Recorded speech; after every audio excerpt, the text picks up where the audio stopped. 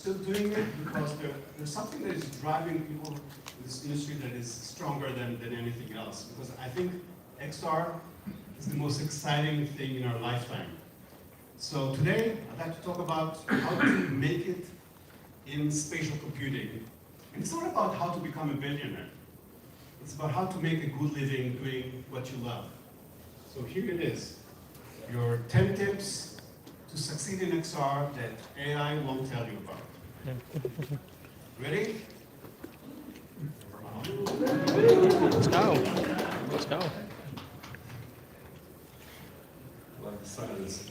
All right, number one, think spatial. You guys are already here, so you are already thinking spatial.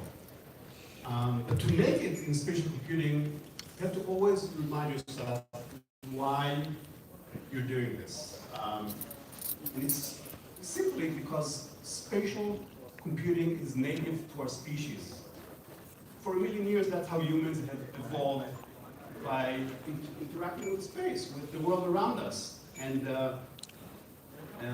this is kind of the main driver. So, you know, it started, as we know, from 1968,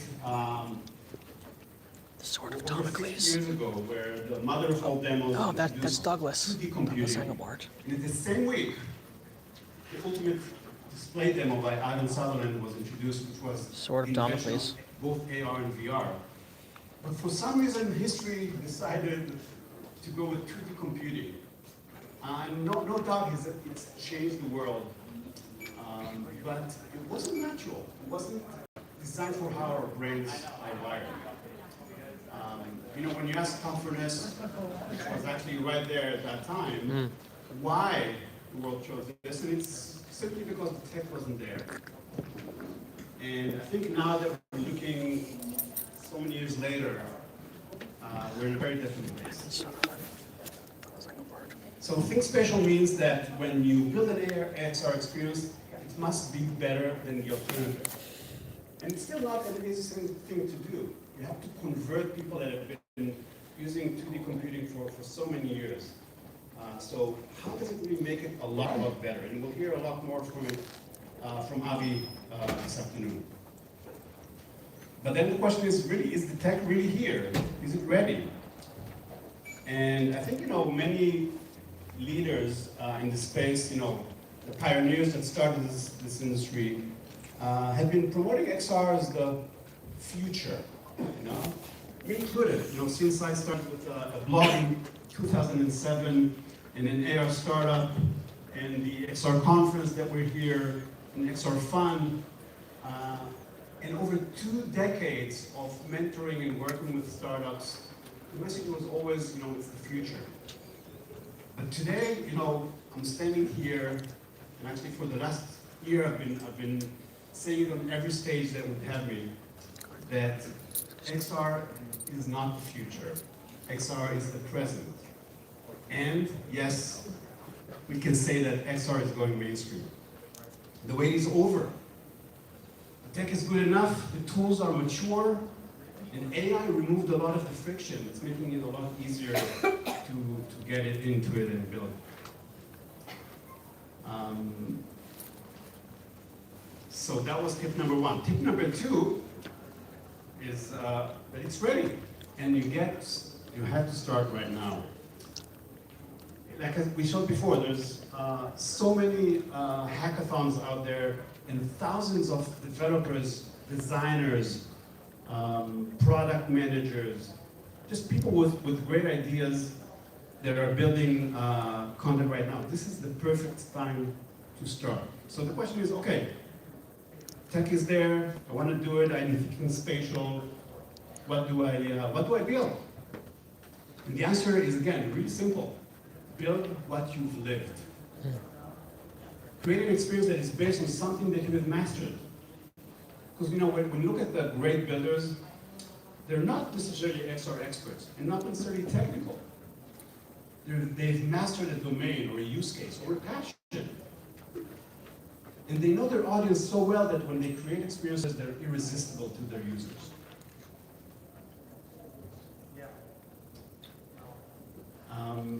And the thing is that, you know, you would think many the investors, the platforms, they decide who gets funded.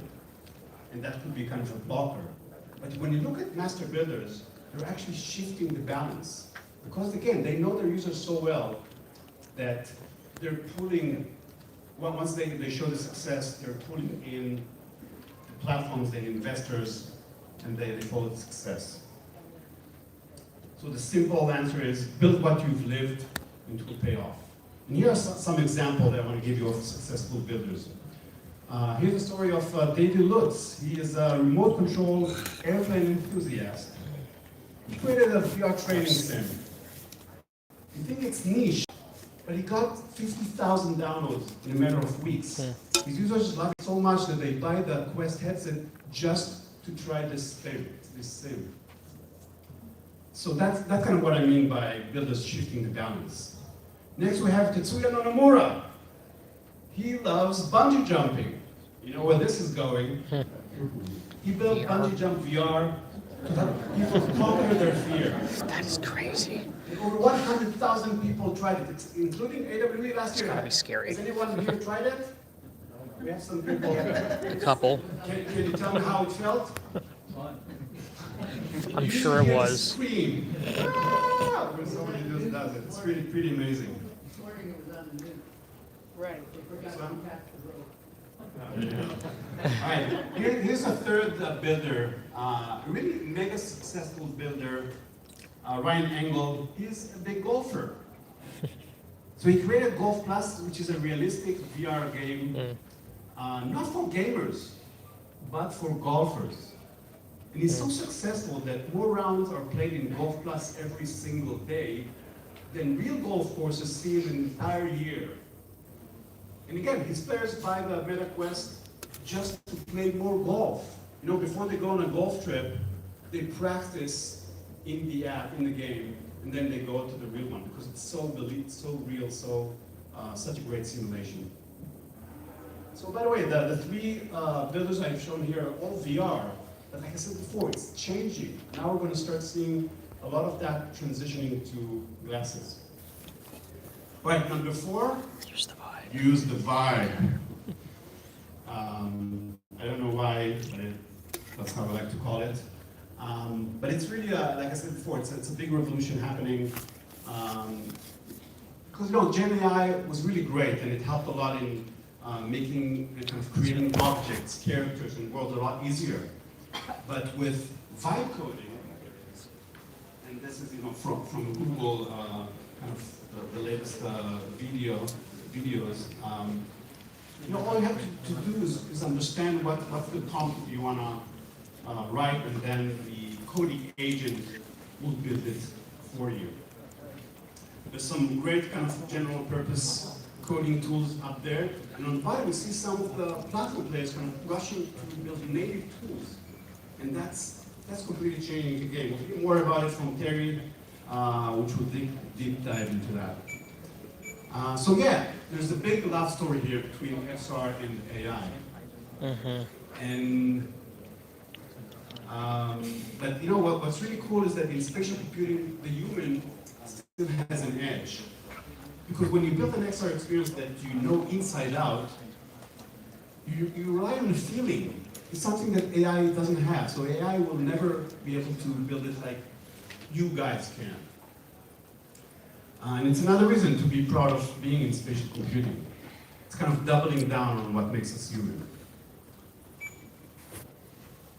But what most people out there still don't get, I'm sure you guys get it, is that also AI needs XR.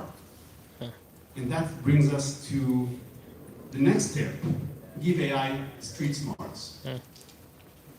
How do you make AI better? You teach it about the real world. And XR gives AI exactly that. It gives it senses. And probably the biggest tectonic shift that is happening this year is the evolution of AI from language models to word models. Mathematics is going to talk more about this. Robotics, yeah. But the thing is that today most of the attention is going to how this is going to serve robotics, which is cool, of course. But for me, it's a lot more interesting how it's going to serve spatial AI or humans, because you now can use all this collective super intelligence to help people achieve things that they cannot achieve otherwise. It's kind of delivering on the vision of AR from decades. And the thing that builders are not waiting for this. They're already going to hackathons. We already have here a couple of folks that went to the XR Bootcamp or Sensei, where they used world models to build worlds. But it can go a lot farther than just building worlds. It's a game changer. All right. So tip number 5 is give AI some street smarts. Tip number 6 is don't chase the spectrum. And that is, of course, the XR spectrum, from reality to virtuality. You know, our industry is obsessed with this all-day face device. And it's a great long-term vision. But I think right now we're at the stage where people wear for a purpose. You know, you want to play a game, you're probably going to use some VR headsets. You want to do some exercise, maybe use a mixed reality headset. If you're on the go in the street, you want to get some translations in a foreign country, you're going to use glasses, right? So different devices, different form factors are good for different kind of experiences. And you know, this is kind of a chart that shows you some of the different types of devices, what they offer. And I think that the point I'm trying to make is that don't chase the latest shiny object. It really depends on what experience you want to build. So if you go back to the previous tips around you know, something that you've lived, that you've experienced, if it's something that is best used on a VR headset or a mixed reality headset, then forget about smartness for a minute. Focus on these spectrum, and that will, so the experience will lead you to the right device, the right point on the spectrum. All right, point number 7. And that's that may be a surprise to some of you, but I'm 100% behind it. Bootstrap forever, or at least as long as you can. And the reason is that funding is not your savior. Fundraising is a huge distraction, especially early. And most investors will mess up things for you. And I'm saying that as someone that has made some investments. Any investors here in the room? Okay, so, but you don't count as an investor. Not in this context. Most success stories did not start with an investment. They started with bootstrapping. And I think the more you hear about those, the more you'll get confidence. And again, this is kind of why this workshop and the program are all about. All right, tip number 8, own your pitch. So this is, you know, also simple. If you build something that you've lived, you own your pitch. You're part of the story. And that makes it a lot easier to tell you, to pitch and to convince the people around you that you're the best one to do what you're doing. Are we in time? Out of time, so we're going to move on. The perfect pitch, you know, you can find this on any website, on any AI. You have these kind of slides. That's great. You don't need probably more than 10 slides, and you'll hear more about it from Rita here. So I'm going to skip it for now. And we're here at tip number 9, which is work the ecosystem. It's not going mainstream, but the ecosystem is still emerging. And there will continue to be some headwinds and some surprises. You don't want to go it alone. So it's about working the ecosystem. Always seek partnerships with platforms, with complementary products, and of course, service providers to create a whole product. That's common knowledge, and everybody knows that, but I think you can take it even further and look for ways to collaborate with your competition. Co-opetition is a great way to success. And like Alec Baldwin said in the movie Glengarry Cross, always be networking. That's our take on that. All right, tip number 10. We're tip number 10 finally. If you are still with me, you're made of the right stuff for XR. The road will be bumpy, and you want to plan for the long game. It's going to be totally worth it. I think people that have been at it for many years, for decades, can attest to that. And it will also reward responsibility. So if you build ethics and safety and privacy into your product and your business model, it will pay off in the long run. So these were the 10 tips. The epilogue is that we're here at AWE, and as you probably is iSpatial, humans empowered by spatial AI.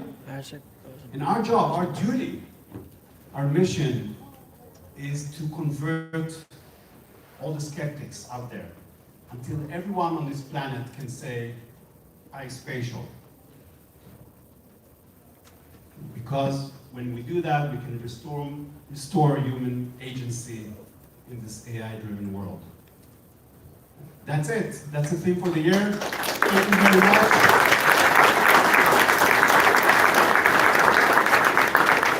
We'll hand it back to Dinesh, but we can actually put up our next speaker up. Dinesh, you want to come on stage and do the transition? Next we have Rita. Next transition, exactly. The next speaker is going to be Rita. And 1 second, slides are loading. Any questions for Ori so far? Huh. Let's see. Slides are loading.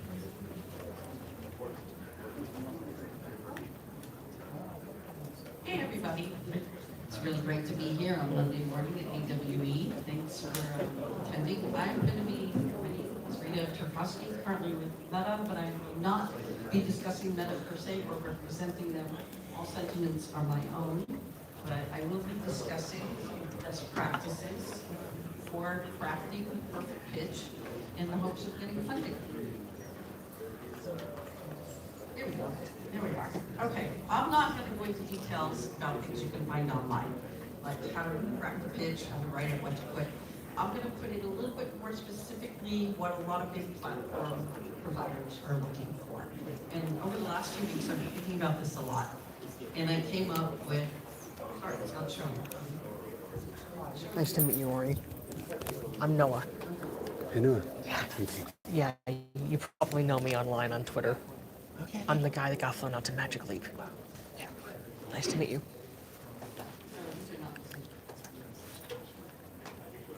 One more. I could talk to slides you can't see, but that wouldn't be much fun. They're all, these slides are one ahead of the screen. Back up.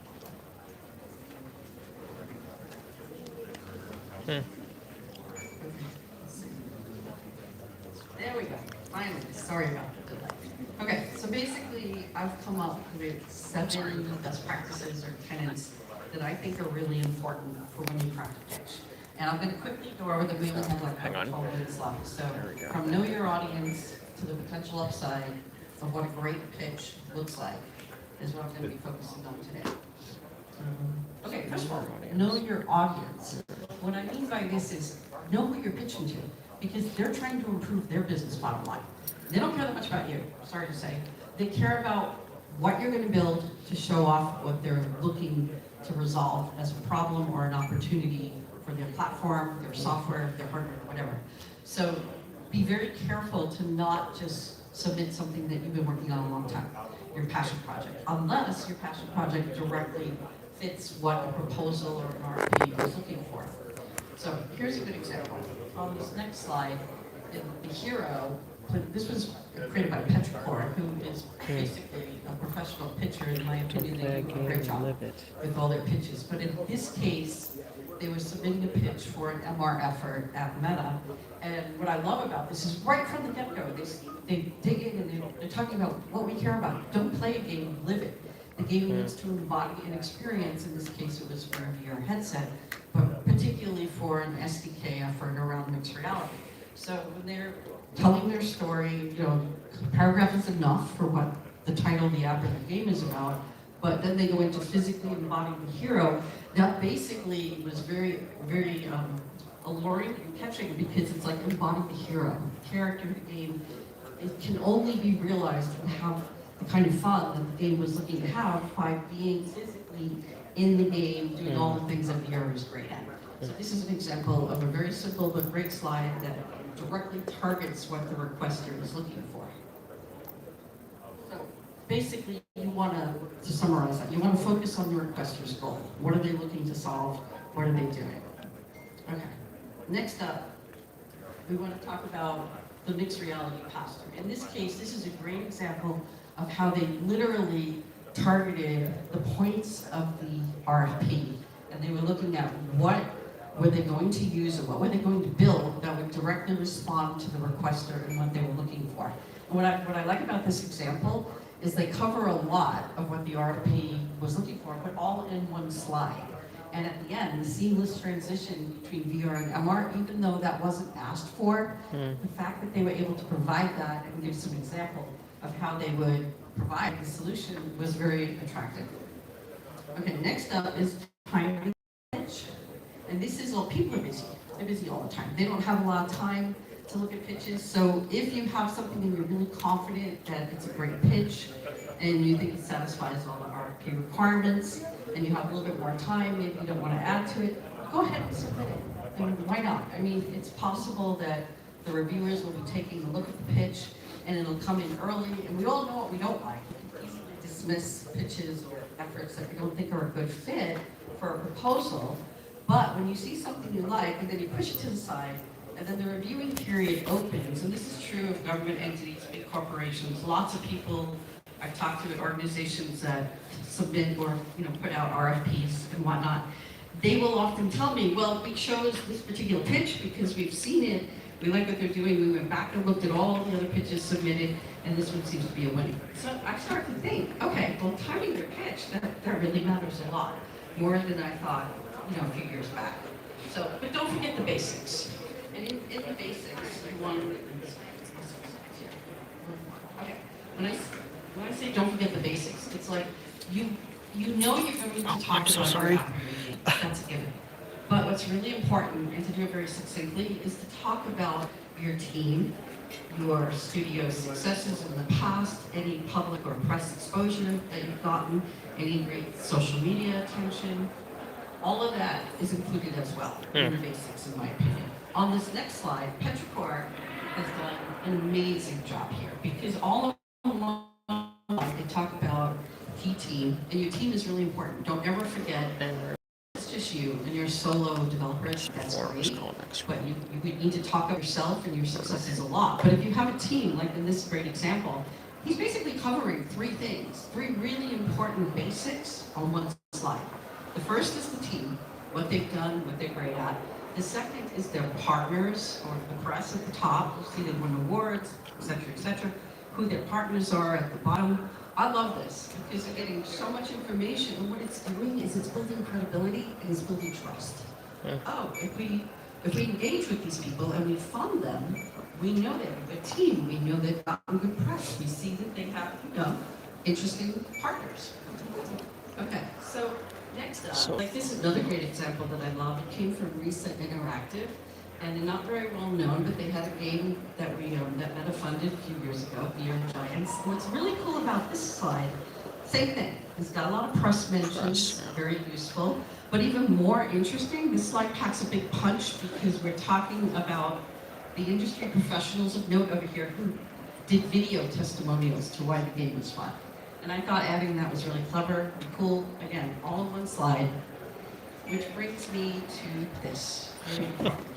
Oh, wait, missed the slide. But The team and the milestones, this is another thing. Obviously, you want to put in your milestones, but only if they're asking for it. And you want to be careful. When you're building any kind of slide with milestones, if you think it's matching what the RFP is asking for, great. You want to talk about who's going to be working on the project, what you're going to be working with to achieve what the RFP is looking for, and what the timeline looks like. And potentially, if you have it and you want to add it, the budget, if it's asked for. And that counts as yet another basic that you need to have. Okay, but this is a very big bet. Brevity wins every time. Very long, big slide decks. I think we've all seen them. They're hard to get through. They're sometimes really hard to understand. You might have a lot of questions. Try to keep each slide compact. You want each slide to have enough information in it to satisfy all of the requests of the RFP and more. And what I mean by more is, again, your team, your accolades, your press, your partners, anything that makes you look good and builds trust with the party that is looking to fund you. So keep things brief. I love this one. This slide's great because if you know that you should be brief, like maybe you just want to, or you're told to don't submit more than a few slides. This slide from Rita Interactive is fantastic because it's hinting at more. I have a lot more to tell you. I want to tell you how great my project is. You should fund me. And it's basically a call to action right there. It's like, I want to hear from you. Please contact me if you have, questions. So that brings me to less is more. For sure, it's easy when you want to put everything down on a few slides and keep going. But again, you want to be succinct, you want to be clear, you want to include all the information. Sometimes less art, less words, less videos, less images. Believe it or not, as long as they're the right words, the right images, the right videos to include, it's great. You don't need to overdo it. As an example of that, I really like this slide from Theory Studios. David Andre, the CEO of this company, he's done it all. He's done everything from small games, bigger titles, all the way to government contracts. This slide builds a lot of trust, and it has a 1-2 punch, in my opinion, because he's basically saying that they've been creating for a decade, and he shows everything from the simplest little game that he's created all the way to government and military contracts that he's won large bids for. And he's showing it that he's crossed the industries and that he's technically viable. He's working in Unreal, so they've got Unreal expertise, is what they're telling me, and they've worked across various industries. And all of that is conveyed in one slide perfectly. So what's the potential upside to this? If your RFP proposal is accepted, you can then leverage that. You go to your local governments, you go to educational institutes, you go to nonprofits, you go to angel investors. You can take any of your success stories and potentially pitch them again and again, and you will be building a flywheel to get more and more funding as you move forward. So I've got so many examples of this. I've seen one company take just an acceptance letter that, hey, we really like what you're doing, we want to work with you. No funding involved at all. They took that to a local government and were able to secure a small but healthy 5-figure funding amount to grow a small game. I thought that was pretty interesting and exciting. I've seen another company that I was involved with that we funded take a small 5-figure grant and turn around and talk to a government entity for a specific project that was a cultural heritage related project in Europe. That was pretty cool. And they were able to get a $1 million grant from a tiny little grant that my team had been involved in at Meta a few years ago. And that was the beginning of a flywheel for them. And then I had another project that was super cool that just, we loved it. It was an Inbar project. It started with a small 6-figure grant. And they shopped that around and were able to get a $3 million plus investment from a big VC, which was really exciting. And there's just so much to that flywheel. You just get started and get any entity to help fund what you want to do in this space. And then you'd be surprised at how many other organizations are interested then in working with you, because there has been anybody, a large corporation or a large organization that has put some faith behind your proposal. So on that note, thank you and good luck. I know it's tough out there right now to garner funding, but don't give up. This is the right space to be in. And as Ori said, AI and XR together is definitely of great interest to a lot of providers and funding entities out there. Thank you.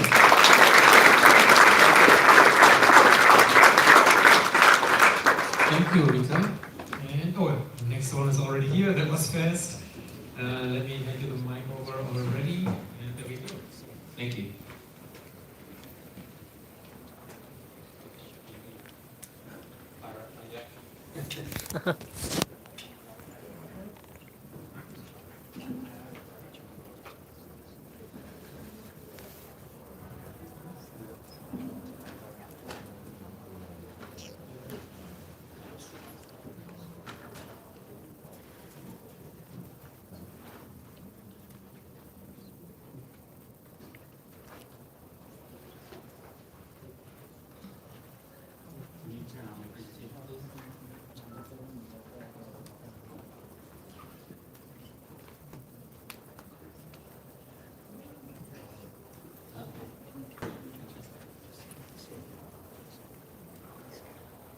Well, hi everybody, I'm Schussler, and what I want to talk about today is vibe coding with XR, but I think why this movement is so exciting for people building spatial experiences. We're moving into a world where more people can turn intent into something interactive in 3D space much faster than before.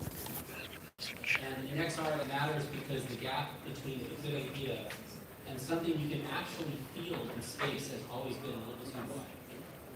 My goal today is to give you a practical map of how the tools are changing, where agents fit, and how to stay creative while the entire XR stack keeps shape-shifting under our feet.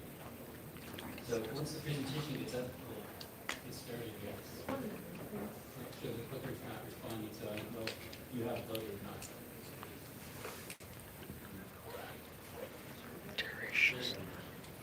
All right. Thank you. Quick public service announcement. Please scan this now. That way you get the full depth and the extra material, because I fiddle with motion comfort. Watching people repeatedly lift this at me is its own vestibular challenge. So scan it now, put the phone down, relax, and I promise I'll keep this moving. I'll also show the QR code again at the end for people who get their link. Okay. The most important tool you have is your imagination. Before we get into agents and tooling, I want to start here.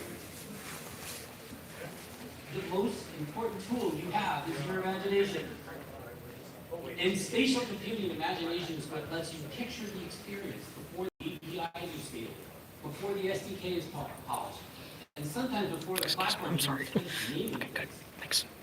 But imagination also has to become storytelling. You need to tell a clear story to the AI tools so that they can help you build. And you need to tell a clear story to the human on the other end so the experience actually lands. When I say vibe coding with XR, I mean that we are lowering the friction between an idea and a spatial interaction. It is opening the door to a much wider group of builders, developers, designers, founders, domain experts, and creative people who may never have wanted to spend 6 months fighting a tool chain before making their first prototype. That does not mean traffic goes away. It means more people can start, and the people who understand experience design, storytelling, and user intent can move forward much faster towards something real. In other words, the superpower is not superpower is expressing what should happen in space clearly enough that modern tools can help you get there. Now, by the way, take a look at the data from Lovable here, because this is a really telling thing. 4 and 5 builders come from non-technical backgrounds. This is really compelling data that just came out of a report that they did recently. And 79% are building something they intend to monetize. Now, Lovable is a platform that's built for building web apps, but they actually have been building web applications there. So it's one of the reasons I use this as a reference. Okay. Vibe coding is always changing. One of the wild things right now is how fast the work itself keeps changing. In XR, the tools, SDKs, devices, runtimes, and best practices evolve so quickly that just staying current can feel like a part-time job with no benefits. even tomorrow, with all the reveals, I'm gonna have to redo my presentation. The upside is that AI tooling gives creators a counterbalance. You can look at a brand new API the same day it drops, understand the docs faster, scaffold experiments immediately, and be much more fearless about trying it. So yes, the ground is moving under us, but that is exactly why this workflow matters. It gives builders a way to keep up with the pace of change instead of being crushed by it. Now, I like to think about vibe coding as a sequence of modes, not one magic prompt. Early on, it was conversation, brainstorming, exploring use cases, pressure testing ideas, and planning what the experience should be. Then you move into generation, iteration, cleanup, optimization, and maintenance. Yes, maintenance, remember that? All of those later stages, what really helps are reusable instruction packs and domain-specific workflows that guide the agent through repetitive or repeated tasks. So for me, the big takeaway is that good results come from structure. You still need a human to frame the problem, tell the story, define the experience, and decide what good looks like. Now, this slide is really the center of the talk. The developer or creator starts with intent. The agent helps orchestrate the work. The surrounding tools give it the ability to actually do things. And the target platforms are where all of that turns into a real XR experience. So the user or developer is still absolutely in the loop. You're setting direction, making trade-offs, deciding what matters, and judging the output. The agent is powerful, but it is not the product manager, the interaction designer, and the human with taste all by itself. Now this is a big one. Most agents, out of the box, do not know very much about XR. They might be great at generic software tasks, but spatial computing has different rules. Comfort, anchoring, locomotion, affordances, scene understanding, performance budgets, and the basic question of what should happen in 3D space are all different here. So if you want better output, you need to focus the agent with XR-specific context, patterns, and instructions. Otherwise, you can get something that looks competent in text and feels completely wrong in the headset. The developers who want to stay ahead are going to become excellent skill engineers. Yes, we were prompt designers last year. Now we're skill engineers. And yes, I know it sounds a little like I'm recruiting for a very organized supervillain team. But seriously, the advantage goes to the people who can package hard-won knowledge into reusable instruction sets that travel across tools and agents. That is how you scale your expertise. Also, if you were imagining an army of tiny yellow minions carrying little instruction cards from one agent to another, honestly, that is not the worst mental model for what's happening. Now, what is elegant here is the loading model. The agent does not need every detailed instruction up front. It first discovers what is available, then pulls in the right guidance when the task matches, then executes the right context at the right time. That matters because context is expensive and attention is limited for humans and for machines. So this gives you breadth without turning every session into a giant junk drawer of instructions.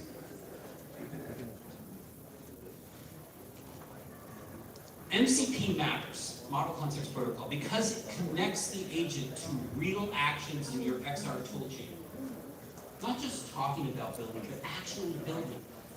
Deploying to hardware, running simulators, grabbing logs, profiling, validating assets, checking docs, pushing through the pipeline. In XR, this is where the work lives. Once an agent can touch those real surfaces, it stops being a clever commentator and starts becoming an actual operator in your workflow. Now, this is a dense chart, I admit. But this chart is my attempt to be useful at AWE 2026, which means there is a decent chance it self-destructs in about 24 hours, depending on what gets announced on stage tomorrow. But as a snapshot, it helps frame the landscape. WebXR is still the fastest door in when you want reach, links, and low-friction demos. Native platforms give you deeper spatial capability when you need more polish, more system access, or richer platform features. The important thing is not to ask for one winner. Ask which target matches the story you're trying to tell, the interaction you want to create, and the speed at which you need to move. Now, I want to be very clear here. I am not playing favorites just because I'm using Xcode as my case study. I only have 15 minutes. So I picked it because it is a very visible and timely example of where the industry is going. And because it gives us a clean way to talk about agents, reusable instruction packs, model access, tool connectivity, and platform-specific XR workflows in one place. You can make similar observations in other ecosystems too. Xcode just happens to be a useful lens for this discussion right now. Now, what I like about this is that agent setup is becoming more normal, more exposed, and less like a science project hidden in a GitHub issue. You can see the beginnings of a mainstream workflow where agent configuration, model choice, and tool access are treated as part of the development environment. That is important because once setup becomes ordinary, experimentation becomes ordinary too. And that's how new workflows spread.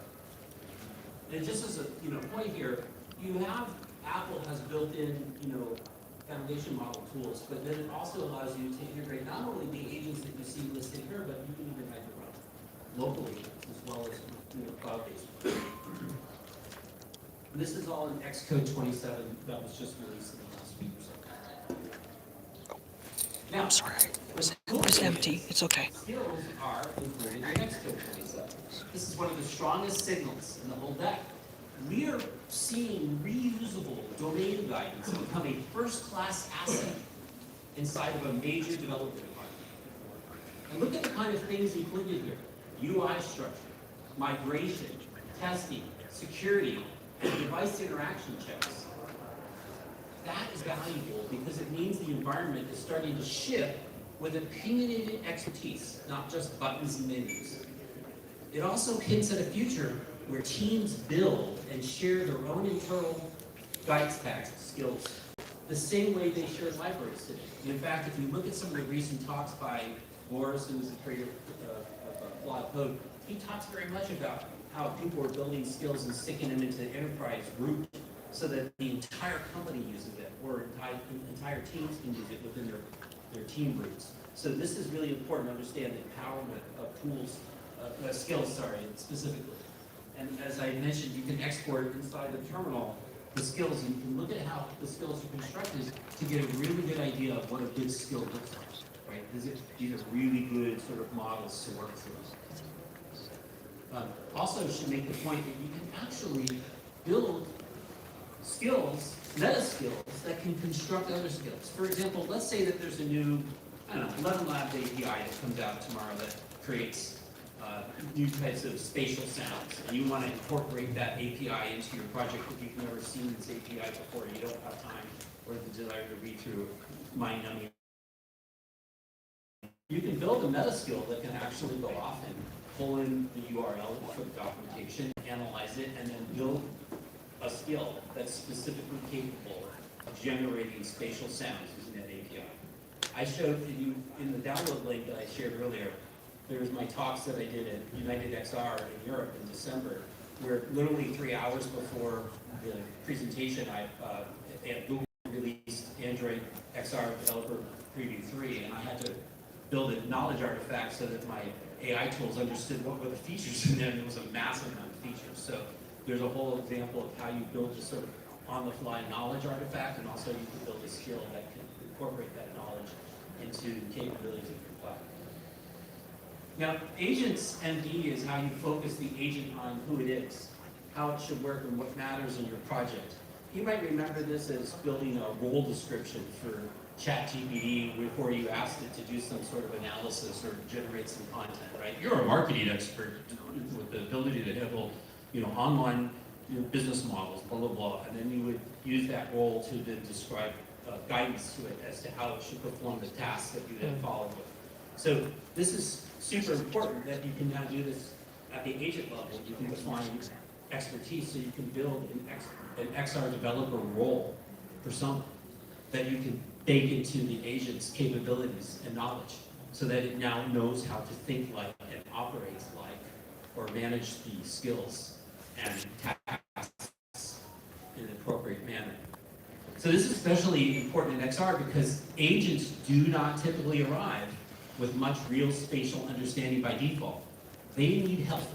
Your agents.md, you use your agents.md to load in role, domain knowledge, platform patterns, code standards, communication style, and the specific gotchas your team keeps running into.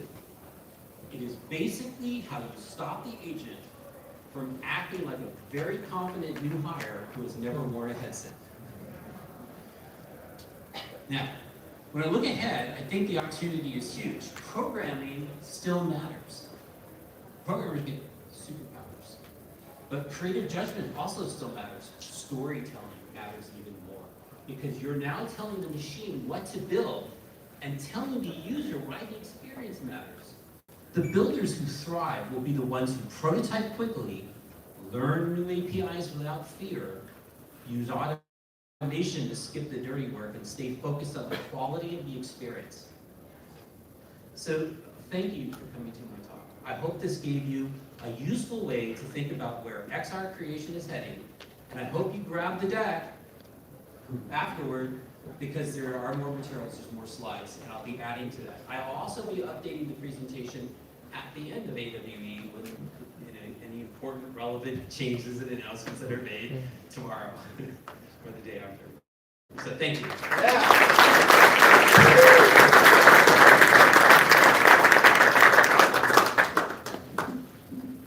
All right, thank you so much, everyone. We will make a roughly 10-ish minute coffee break and then have the next sessions.